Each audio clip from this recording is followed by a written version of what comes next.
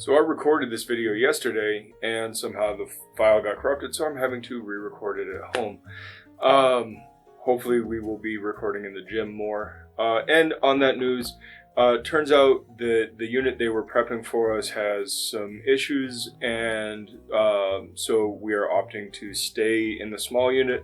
So now we have to reconfigure for having less space than we initially thought we were going to. It's a whole thing, but at least we have space. We are up and running. Come to class, 5:30 for the Filipino martial arts, 7 o'clock for us until we get things all sorted out.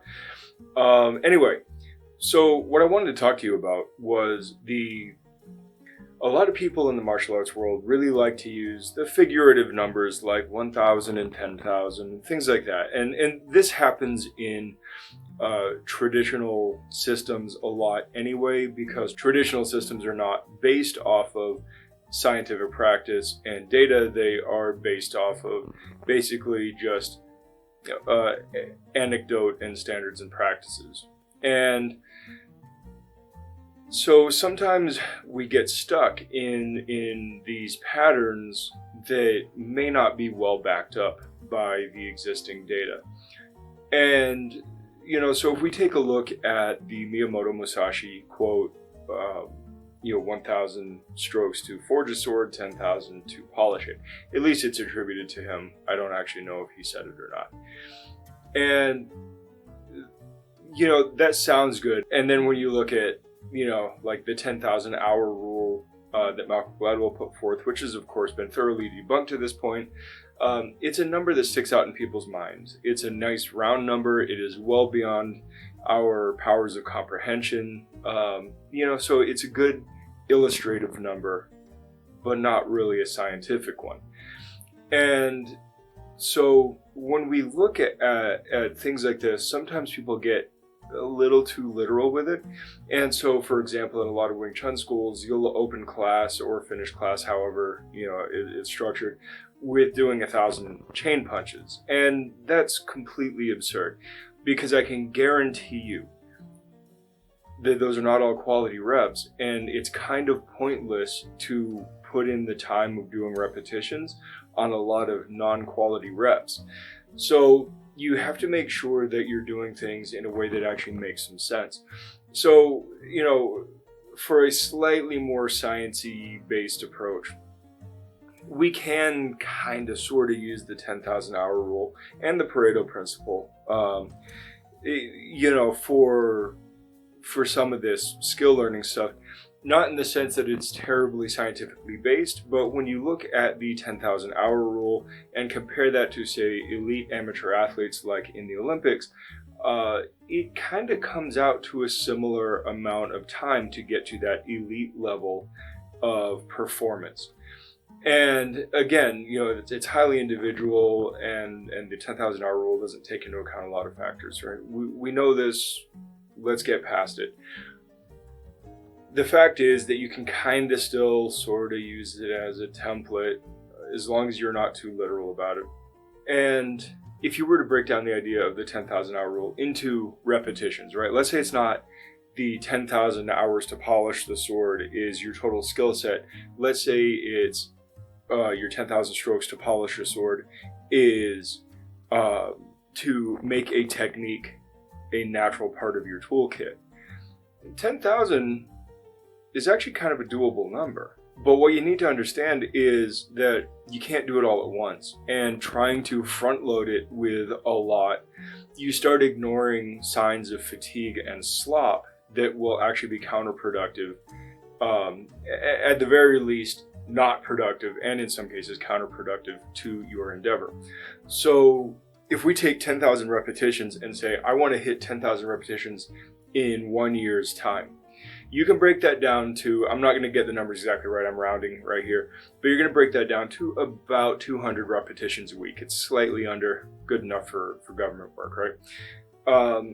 And if you break that down to a daily total, it's just under 30. So we can just kind of, for the sake of roundness and ease, say 30 a day, 200 a week, 10,000 in a year. Now, you could do a monthly calculation, you could do a quarterly calculation, you could do it all sorts of ways. But some things that we know, consistency is better than a single large bolus. And you also may not be able to do, every technique every single day.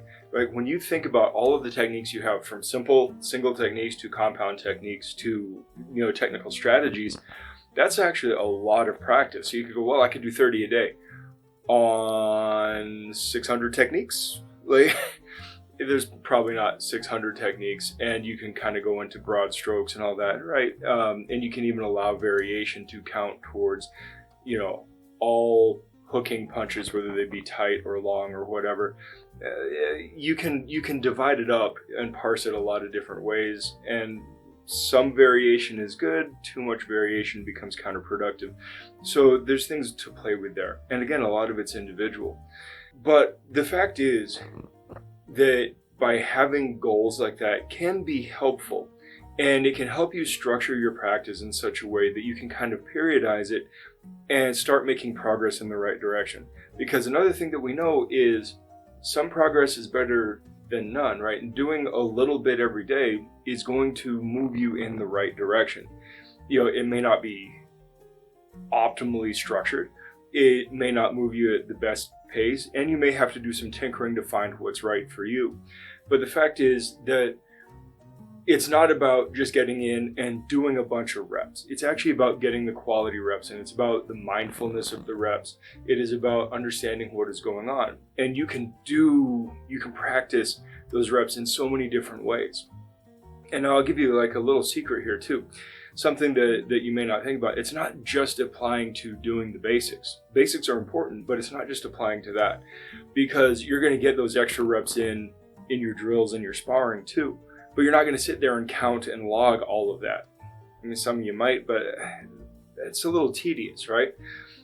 So you may consider just kind of picking a focal point, and hey, let's use that 30 number as kind of a good starting point, right? Because you go into the gym and you lift, and depending on your programming, except for the very, very high intensity stuff or the very, very extreme endurance stuff, most of your exercises you're going to be hitting for probably 25 to 30 reps, depending on how you break down your sets and all that. So, it seems like a reasonable number. And so you can pick a focus point and kind of focus on that for a quarter, or focus on that, for 6 months or something like that. And yeah, maybe you don't hit that magical 10,000 number, which probably doesn't matter that much anyway. But the thing is, like, if you focus on getting in formal reps, that way you're getting into good quality stuff, and you're going to pick up the slack in your sparring and drilling, because there's going to be more of that.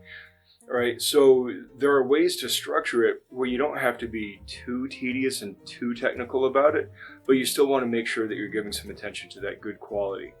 So please don't fall for the kind of idea that you need to be doing this number at any given point. There's no data backing that up. There just isn't.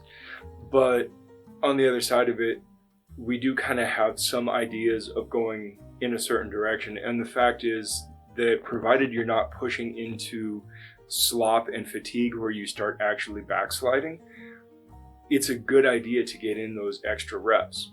So, take some time to do some mindful repping, and then throw it into drills, throw it into sparring, throw it into your play work, because that's important too.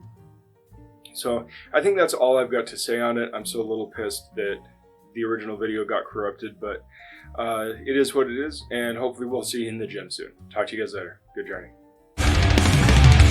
Thanks for watching. Like, subscribe, share, give the dog a bone. You can follow us on our other social media accounts, and if you really like us, you can head over to Amazon and buy a shirt. You can also go over to Gumroad and purchase some of our instructional courses. All of the links will be provided and also on our website. If you happen to be in the Phoenix area, we would love to meet you. Come drop in for a class, even just to chat. And if you're looking for a new home, we would be happy to have you. So until next time, good journey.